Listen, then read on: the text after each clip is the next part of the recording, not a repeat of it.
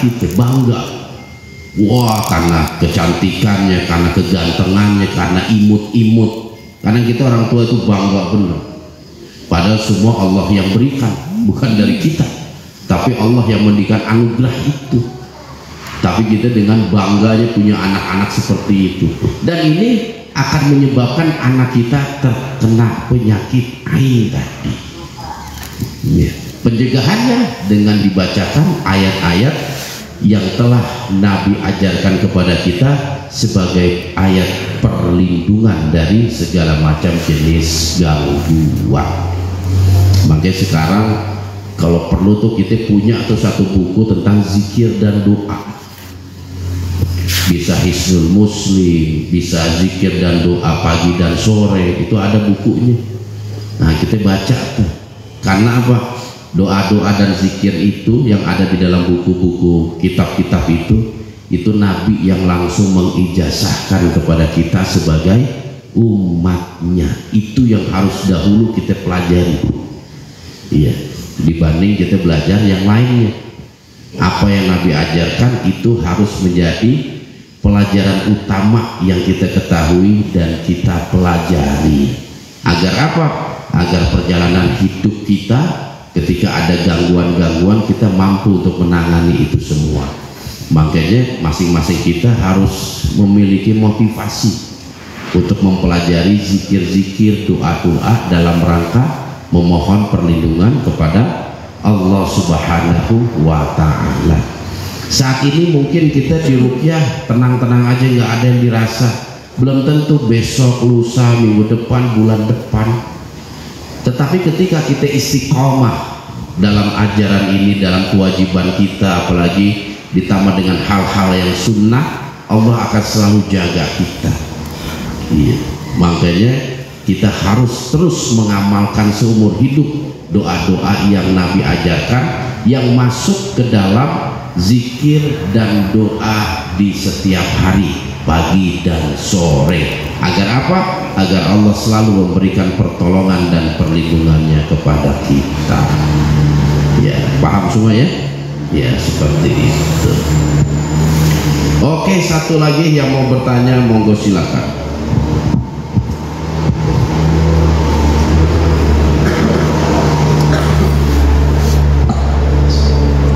Assalamualaikum warahmatullahi wabarakatuh.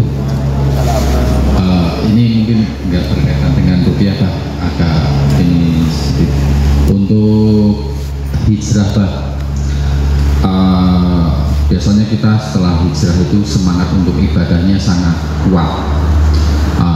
Namun dalam perjalanan waktu tiba-tiba itu semangat untuk ibadahnya itu hilang sama sekali, bahkan apa yang dikerjakan itu melebihi sebelum hijrah itu. Nah, untuk kiatnya, untuk nasihatnya agar semangat ibadahnya itu kembali lancar dan bisa istiqomah, Pak. Terima kasih. Oke, pertanyaan bagus. Ini pertanyaan bagus ya, terutama ketika kita punya satu motivasi, dorongan yang kuat, semangat yang tinggi untuk mendekatkan diri kepada Allah. Yang pertama sekali, perbuatan ini sangat dibenci sama setan. Itu yang harus kita sadari. Hijrahnya seseorang dari keburukan menuju kebaikan, dari kegelapan menuju terang benderang itu sangat dibenci sama setan. Secara otomatis karena setan benci kita, dia akan berupaya semaksimal mungkin untuk menggelincirkan kita kembali. Akan berupaya. Iblis pernah berjanji di hadapan Allah, aku akan goda mereka dari sisi depan dan belakang. Kalau itu nggak mampu, dari kanan ataupun kiri, dari 4 penjuru mata angin, mereka akan selalu senantiasa menggelincirkan kita. Itu yang pertama yang harus kita sadari. Oleh sebab itu, ketika kita mampu atau sedang menjalani masa hijrah, kita harus juga bisa menjaga itu agar iman stabil, gak turun kembali, agar semangat stabil, tidak kembali drop, motivasi dan lain sebagainya. Karena iman yang ada dalam diri kita itu memiliki sifat menurut Imam Syafi'i yazid wa yanqus. Sifat iman itu seperti itu. Kadang dia naik, kadang dia turun. Lantas apa yang harus kita lakukan agar kita mampu istiqomah dalam hijrahnya kita? Yang pertama, ketika kita mengiktikadkan diri menuju ridho Allah, kita mulai bergaul dengan orang-orang yang sepemahaman, yang mereka juga hijrah, yang mereka juga punya semangat untuk memperbaiki diri. Karena apa? Lingkungan itu sangat mempengaruhi, sangat mempengaruhi. Ketika kita di kantor, azan zuhur kita sholat, kalau kantor semua pegawainya sholat, kita semangat itu, dan mereka saling mengingatkan, yuk udah azan kita sholat, tinggalin dulu nih pekerjaan, bisa kita lanjutkan nanti, semangat kita. Tapi kalau lingkungan kita sholat, lingkungannya nggak pada sholat, sehari dua hari mungkin kita kuat itu, hari ketiga mulai tuh pengaruh setan, tar dulu lah, nanggung, ngeliat temennya juga masih sibuk dengan pekerjaan, mulai itu pintu setan terbuka sedikit dengan bahasa nanggung, ntar dulu, waktu juga masih panjang. Itu pintu-pintu setan, itu langkah pertama seperti itu untuk menggelincirkan kita. Yang pertama pergaulan kita harus perbaiki. Terus yang kedua, kita jangan sampai lepas dengan nasihatnya para ulama, karena nasihat para ulama merupakan motivator bagi kita. Coba kita rasakan hidup kita, tiap hari minimal 30 menit aja kita dengerin ceramah di YouTube, itu banyak ceramah-ceramah para ulama yang bisa memberikan motivasi. Seminggu aja kita nggak dengerin ceramah, pasti ada perubahan dalam keimanan kita. Sama aja kayak taklim. Coba habis pengajian nih kayak gini, tausiah, wah semangat luar biasa itu. Begitu nyampe rumah kendor lagi. Iya. Karena semangat itu muncul di majlis-majlis seperti ini. Di majlis yang dibacakan ayat Allah, hadis Nabi, kita akan termotivasi, itu akan semangat. Makanya menuntut ilmu itu harus kita jadikan sebagai satu langkah yang kontinu. Agar apa? Menjaga kestabilan keimanan kita. Makanya luangkan waktu dalam satu hari aja, nggak usah sejam, 30 menit kita luangkan waktu yang untuk menjaga keimanan. Yang pertama, mendengar tausiah. Mana ulama, mana ustadz yang kita percaya, dia mampu untuk memberikan satu motivasi, dengerin secara rutin. Terus yang kedua, jangan lupa Al-Quran, dengerin murotal itu. Banyak di YouTube itu ulama-ulama qori yang suaranya menggetarkan kalbu kita. Karena apa? Al-Quran itu larinya ke dalam hati. Makanya dalam salah satu firmannya itu, salah satu tanda ciri orang yang beriman adalah allazina yadhkurunallaha qiyaman wa qu'udan wa 'ala junubihim. Hatinya itu selalu berzikir kepada Allah, baik di saat berdiri, duduk, ataupun saat dia berbaring.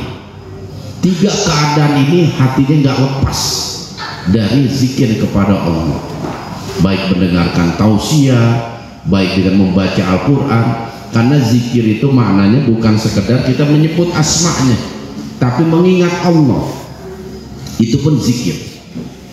Segala sesuatu selalu dikaitkan dengan Allah, itu berarti berzikir. Nah, yang ketiga, kita harus mampu selain ibadah wajib yang kita kerjakan, disempurnakan dengan ibadah-ibadah sunnah sebagai penunjang. Ya, kalau kita mau bertahan iman kita ini selalu stabil, selain kewajiban kita sholat sehari semalam 5 waktu, ada sholat-sholat sunnah yang kita dawamkan.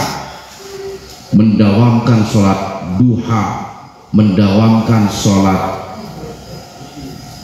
qiyamul lail atau tahajud, mendawamkan sholat rawatib, sholat istighfar, sholat taubat dan lain sebagainya. Itu untuk apa? Untuk menjaga kestabilan iman tadi.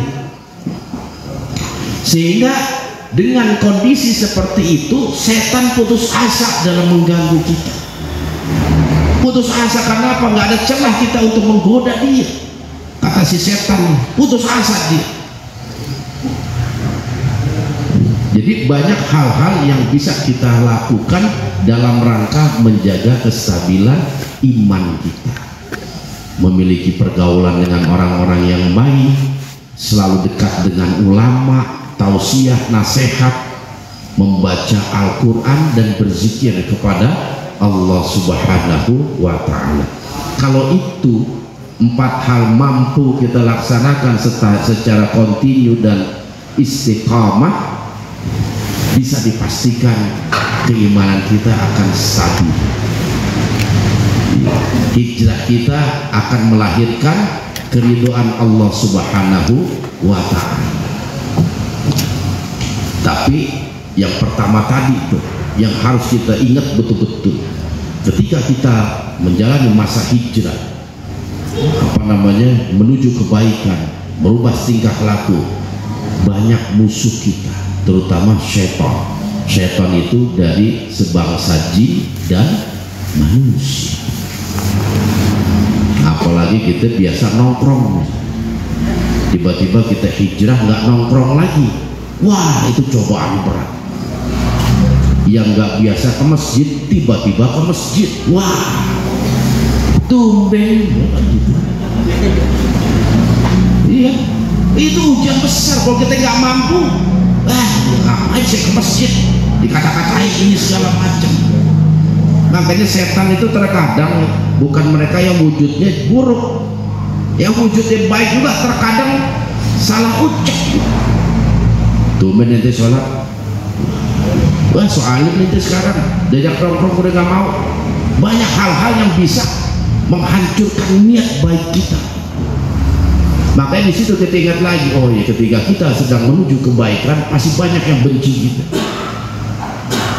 pasti banyak yang gak suka. Dan setan itu tidak hanya menggoda kita secara langsung, dia bisa melalui orang-orang di sekeliling kita, bisa melalui istri kita, anak kita, orang tua kita, teman akrab kita, yang mereka berupaya untuk mengganggu keimanan kita.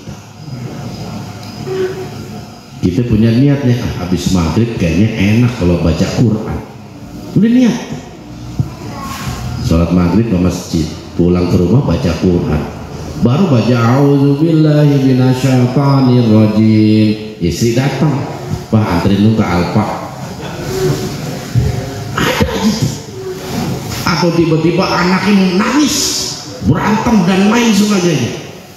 Dan itu kadang suka terjadi, memang ada yang terjadi yang mengganggu ibadah. Mau sholat juga kadang sama seperti itu. Yang menyedihkannya kalau dia mau datang ke acaranya SDG ini, ada tausiah, isunya cekrut aja. Dia tahu, Bu, saya SDG main lagi ada di Solo, Abah ada tausiah, saya mau hadir, muka dilipat 13. Ada. Kadang sakit, istri kita tiba-tiba sakit. Iya benar, ujian itu di situ. Dan kita harus paham situasi-situasi itu, bahwasanya setan itu kalau dia nggak mampu menggoda kita, pasti menggoda orang sekeliling kita.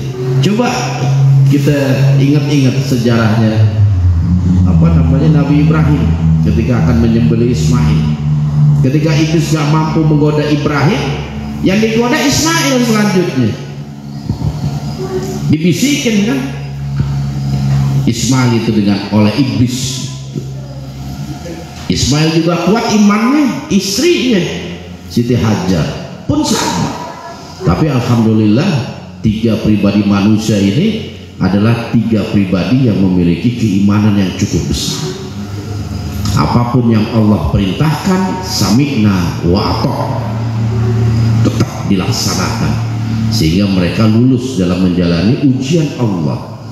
Ketika golok telah sampai di leher Ismail, Allah mengganti dengan hewan gibas ataupun kambing domba sebagai tanda kelulusan ujian yang dihadapi oleh keluarga Nabiullah Nabi Ibrahim.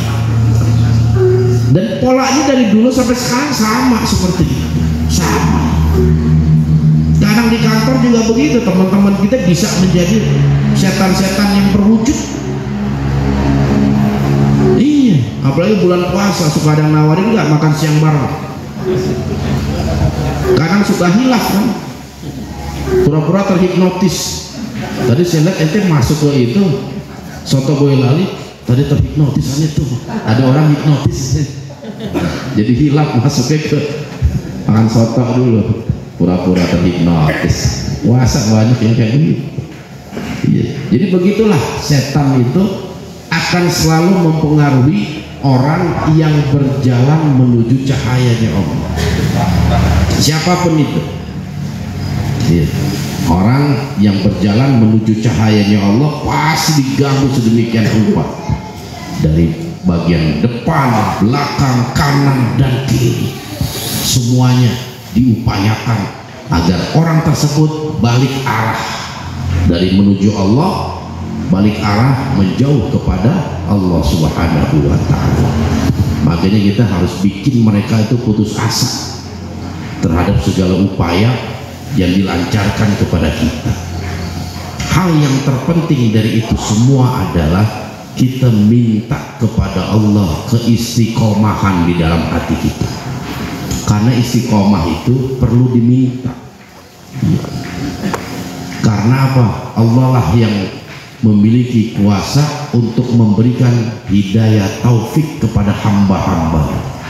Hidayah taufik itu satu hidayah yang membuat seseorang yang ketika mendapatkan hidayah itu selalu termotivasi untuk mendekatkan diri kepada Allah Subhanahu wa Ta'ala. Kalau hidayah itu masuk ke dalam Islam, kalau taufik itu semangat, termotivasi. Makanya kita harus selalu minta itu, jangan sampai lupa. Ya Allah, tanamkanlah di dalam hatiku sifat istiqomah. Karena kita penting, itu perlu kita minta kepada Allah. Ketika itu diijabah, maka tidak ada satu kekuatan pun yang akan mampu menggoyahkan keimanan kita kepada Allah Subhanahu wa Ta'ala. Oke lah sahabat syiar, karena sudah mau sahur, udah beres jam 12. Hah? Ya, enggak, bukan apa-apa, takutnya kerja besok kan, kerja itu nanti jadi alasan lagi, wah ngantuk di tempat kerja. Nggak boleh, tetap harus semangat. Hah? Nah, hilaf lagi nanti. Iya. Dan saya minta kepada Korwil ya, terutama di bagian divisi pengobatan, didata tadi yang mengalami gejala-gejala besar. Ada yang muntah darah tadi, yang muntahnya 3 karung juga ada tadi itu. Didata agar apa? Ketika dilaksanakan program ini lagi ke depannya itu, Korwil udah punya arsip. Ditawarin nih SDG mau datang ke Solo, mau ngadain rukyah lagi, mau ikut lagi nggak melanjutkan rukyah yang kemarin. Sekali ditanya keluhannya apa, gejala di saat di rukyah itu apa yang terjadi, muntahkah, kerasukan, atau pundak terasa berat. Jadi ada arsip, oh waktu di rukyah terakhir gejala-gejalanya seperti ini. Jadi enak, Korwil punya arsip seperti ini. Kenapa? Kalau di kedokteran rekam medis. Rekam medis. Jadi enak nanti. Tulis dalam satu buku biar nggak hilang. Kalau lembaran kertas kadang suka hilang. Karena apa? Program ini akan terus kita gulirkan. Iya, di Korwil sekalian kita mengenalkan salah satu teknik pengobatan baginda Rasulullah Shallallahu Alaihi Wasallam. Jadi Nabi itu menganjurkan kepada umatnya melakukan beberapa teknik pengobatan. Yang pertama bekam. Nabi sendiri pernah dibekam. Rukyah. Nabi sendiri pernah merukyah. Pernah dirukyah. Ada yang tahu siapa yang merukyah Nabi? Malaikat Jibril. Dengan doanya yang tadi dibaca, Allahumma rabban nas adhibil ba'sa iswi wa anta syafi. Jadi Rasulullah itu diruqyah oleh malaikat Jibril. Bayangin malaikat Jibril ngeruqyah itu. Sampai kita undang nanti ya. Kesurupan semua Anda. Ngajinya malaikat Jibril pembawa wahyu. Jadi kita ada data nanti buat kegiatan yang akan datang. Oh, tinggal dilihat, tinggal kita tawarin lagi seperti itu. Iya. Yang terakhir adalah dengan herbal. Iya. Nabi banyak menganjurkan herbal dalam rangka kesembuhan kita. Yang SD jual itu ada habatus sauda. Betul, madu ataupun habatus sauda. Kustul hindi, kayu dari India. Itu pun anjuran Nabi. Nabi menganjurkan kalau kita ada keluhan di pernapasan, paru-paru, di tenggorokan, disarankan mengkonsumsi kustul hindi. Nabi juga menyarankan kita banyak minum susu kambing. Wah, semuanya ada tuh di SD Geston. Belum lagi madu. Bukan Nabi aja, Allah sendiri menyarankan dan memberikan petunjuknya. Kandungan madu itu sangat membawa manfaat bagi kesehatan manusia, kesehatan kita. Belum lagi air zam-zam juga kita ada sebagai penyembuh berbagai macam penyakit, baik penyakit fisik ataupun penyakit non fisik. Air zam-zam itu. Detox juga ada kita tuh untuk membersihkan pencernaan kita. Karena Nabi juga pernah bersabda, sumber penyakit di dalam tubuh kalian ada pada perut kalian. Iya. Kalau bahasa dokternya itu, penyakit kita itu tergantung pola makan kita.